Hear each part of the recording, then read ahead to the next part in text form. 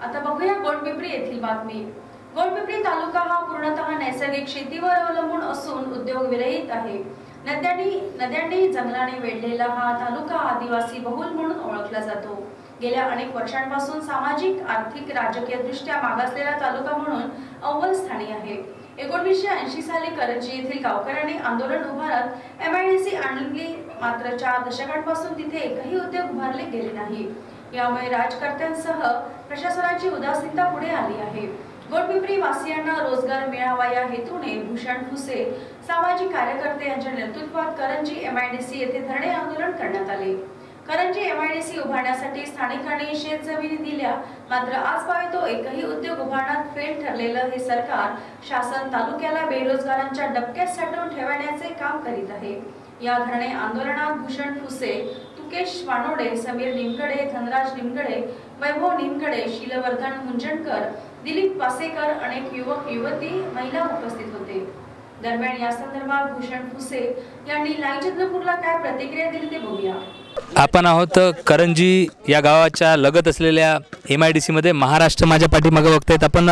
महाराष्ट्र औद्योगिक विकास महामंडळ गोंडपिंपरी लघु औद्योगिक क्षेत्राची ही जागा आहे आणि इथे आपण आहोत। 1980 मध्ये 35 ते 36 एकर जागा अधिग्रहित करून महाराष्ट्र शासनाने उद्योगासाठी ही जागा ठेवली, मात्र गेल्या 4 दशकापासून इथे कुठलाही उद्योग नाही आणि यासाठी इथले नेते भूषण फुसे यांच्या मार्गदर्शनात इथे धरणे आंदोलन करण्यात आलेत आणि याचा आपण एकंदरीत लाईव्ह चंद्रपूरच्या माध्यमातून आढावा घेत आहोत। आपण हे सगळं करत असताना आपण पाहतायत की इथे उद्योग नसल्यामुळे युवक जे आहेत कंचे खेळताना आपण पाहत आहोत। जे आपण गेल्या अनेक वर्षा अगोदर कंचे किंवा व्हॉलीबॉल, फुटबॉल किंवा हे सगळे खेळ खेळायचो, मात्र उद्योग नसल्यामुळे महाराष्ट्र शासनाला जाणीव करून देण्यासाठी यासाठी आपण युवक बघतायत कंचे खेळताना आपण पाहत आहोत। एकंदरीत हा जो ही जी बाब आहे अत्यंत दुर्दैवी आपण म्हणूया, कारण 40 वर्षापासून इथे जमीन अधिग्रहित केल्यानंतर कुठलाही उद्योग आलेला नाही आणि अशा वेळेस आपण आता जाणून घेणार आहोत। आपण माझ्यासोबत इथे ज्यांनी शेती दिलेली आहे, आपली शेतजमीन दिलेली आहे उद्योगासाठी, ते आपल्यासोबत आहेत। काय सांगाल, गेल्या 40 वर्षापासून इथे उद्योग नाही, आपली शेती त्या काळात किती किमतीत आपण या महाराष्ट्र शासनाला दिली आणि आता काय वाटतंय, काय मागणी राहील तुमची? माझं एवढंच म्हणणं आहे की शासनाने जे 3-4 दशकापूर्वी या जमिनी घेतल्या कास्तकारांच्या उद्योगाच्या नावाखाली, परंतु आज या सध्या स्थितीमध्ये इथे कोणत्याही विद्युताची सोय नाही, पाण्याची सोय नाही, काहीच नाही।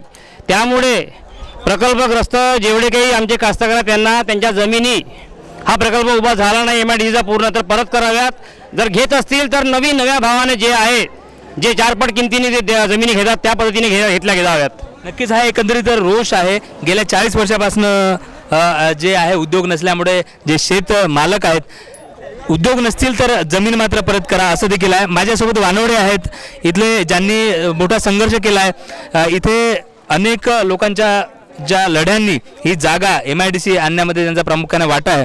काय सांगाल एका शब्दात, काय मागणी आहे? मागणी इथे MIDC जन आंदोलन करून केसेस झाल्या, जवळजवळ हुतात्मे 32-40 जवळ 32-33 लोक हुतात्मे झाले, 121 लोक जेलमध्ये होते आणि एवढं संघर्ष करून सुद्धा आज अधिग्रहित जमीन होऊन सुद्धा आजपर्यंत इथल्या बरोबरांना न्याय मिळत। एकंदरीत हा जो आक्रोश आहे किंवा फुसेंच्या आंदोलनाने काही शासनाला जाग येईल का, किंवा आपण हे युवक बघतोय कंचा खेळताना, गिल्ली दांडू खेळताना, आणि आपण राजकारणी असल्यामुळे काय सांगाल, काय महाराष्ट्र शासनाला आपण माहिती द्या? अधूनमधून MIDC करंजी या ठिकाणी उद्योग आले पाहिजे असे धरणे आंदोलन होत असतात, मात्र शासन प्रशासन याकडे सपशेल दुर्लक्ष करताना दिसत आहे।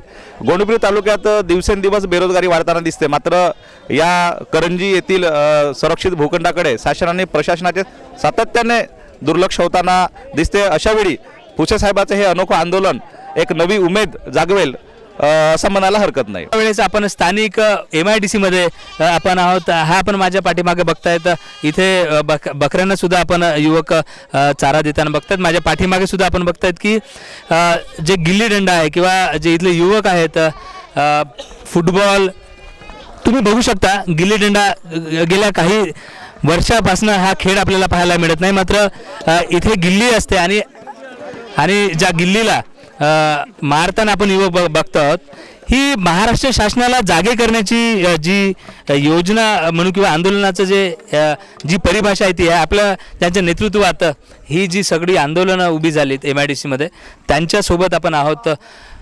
भूषण फुसे आपल्यासोबत आहे. तर काय सांगाल, हा जो आक्रोश आहे किंवा युवकांनी जागा करण्यासाठी जे प्रश्न जे खेळ इथे सुरू आहेत आणि एकंदरीत काय मागणी असेल, काय आपली भूमिका महाराष्ट्र शासनाला आपण सांगू इच्छिता? अनेक दशकांपूर्वी गोंडपिंपरी तालुक्यात करंजी येथे MIDCसाठी महाराष्ट्र शासनाने जागा अधिग्रहण केली, पण त्यानंतर इथे पायाभूत सुविधा पुरवल्या नाहीत आणि त्यामुळे इथे एकही उद्योग सुरू झाला नाही आणि त्याचेच फलस्वरूप असे आहे की संपूर्ण तालुक्यामध्ये इथल्या युवकांना युवतींना रोजगाराची एकही संधी उपलब्ध नाही आहे. याचा आम्ही जाहीर निषेध करतो. इतके वर्ष झाले इथे करंजी MIDC सुरू होऊन, पण इथल्या राजकीय त्यांनी आजपर्यंत कुठलाही पुढाकार घेतला नाही. त्यांच्या निष्क्रियपणामुळे आणि त्यांच्या उदासीनतेमुळे इथल्या युवकांना रोजगार मिळालेला नाही आणि त्यामुळे आज आम्ही करंजी MIDC येथे एक अनोखे आंदोलन केले आहे, ज्यामध्ये युवक युवती गिल्लीडंडा खेळत आहे, लगोरी खेळत आहे, कंचे खेळत आहे, फुटबॉल खेळत आहे आणि सोबतच बकऱ्या चारत आहे. आमचं महाराष्ट्र शासनाचं असं म्हणणं आहे की जर आमच्या युवकांना आमच्या युवतींना रोजगार नाही, त्यामुळे त्याच आता खेळामध्ये आणि बकऱ्या चारण्यामध्ये व्यस्त आहे.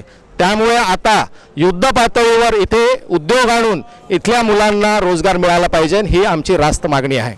नक्कीच आपण बघतो आहोत की अनेक जे पारंपरिक खेळ आहेत त्यांच्या माध्यमातून महाराष्ट्र शासनाला जागे करण्याचं काम या आंदोलनाच्या माध्यमातून होत आहेत. हे आंदोलन इथेच थांबणार आहेत की यापुढेही काही आपली मागणी राहील किंवा काय धोरण असतील आपली यापुढे, काय सांगाल? राजुरा विधानसभा अतिशय मागास राहिलेला आहे आणि याचं मुख्य कारण आणि मुख्य दोषी म्हणजे इथले राजकीय नेतृत्व.